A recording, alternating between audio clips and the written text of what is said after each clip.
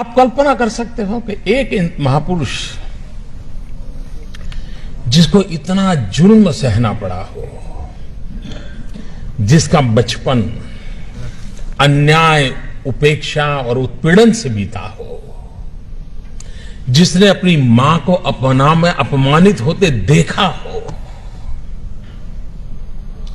मुझे बताइए ऐसे व्यक्ति को मौका मिल जाए तो हिसाब चुकता करेगा कि नहीं करेगा?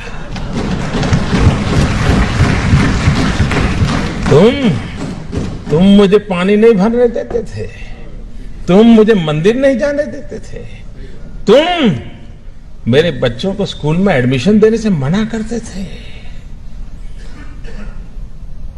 मनुष्य का जो लेवल है ना, वहां ये बहुत स्वाभाविक है, लेकिन जो मानव से कुछ ऊपर है वो बाबा साहब आंबेडकर थे कि जब उनके हाथ में कलम थी, कोई भी निर्णय करने की ताकत थी, लेकिन आप पूरा संविधान देख लीजिए, पूरी संविधान सभा की डिबेट देख लीजिए, बाबा साहब आंबेडकर की बातों में, वाणी में, शब्द में कहीं कटुता नजर नहीं आती है, कहीं बदले का भाव नजर नहीं आता है। उनका भाव यही रहा।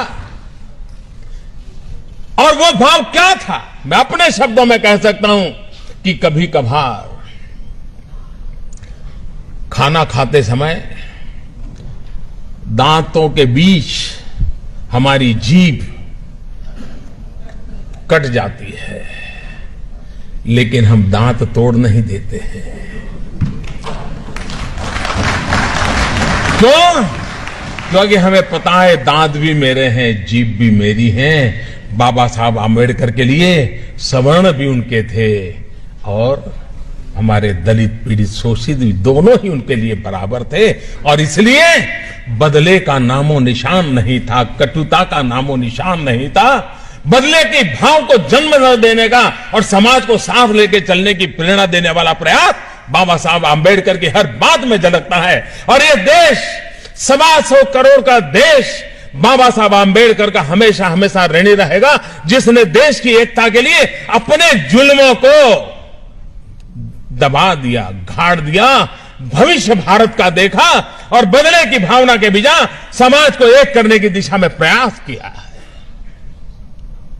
क्या हम सब, हमारे राजनीतिक कारण कुछ भी होंगे, पराजय को झेलना बड़ा मुश्किल होता है, लेकिन उसके बावजूद भी जय और पराजय से भी समाज का जय बहुत बड़ा होता है, राष्ट्र का जय बहुत बड़ा बता होता है। और इसलिए उसके लिए समर्पित होना ये हम सबका दायित्व बनता है।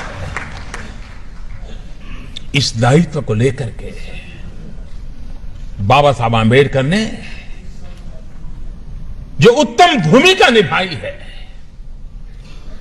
राजनीतिक कारणों से इस महापुरुष के योगदान को अगर सही रूप में उनके जीवन काल से लेकर के अब तक अगर हमने प्रस्तुत किया होता, तो आज भी समाज में कहीं कहीं तनाव नजर आता है, कभी कभी टकराव नजर आता है, कभी कभी खरोच हो जाती है। मैं दावे से कहता हूं, अगर बाबा साहब आंबेडकर को हमने भूला न दिया होता तो यह हाल न हुआ होता। दोस्तों, अगर बाबा साहब आंबेडकर को फिर से एक बार हम उसी भाव के साथ, श्रद्धा के साथ जन सामान्य तक पहुंचाने का प्रयास करेंगे, तो ये जो कमियां है वो कमियां भी दूर हो जाएगी।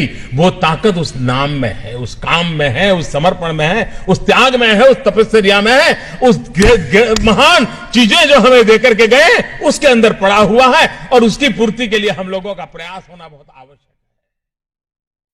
है।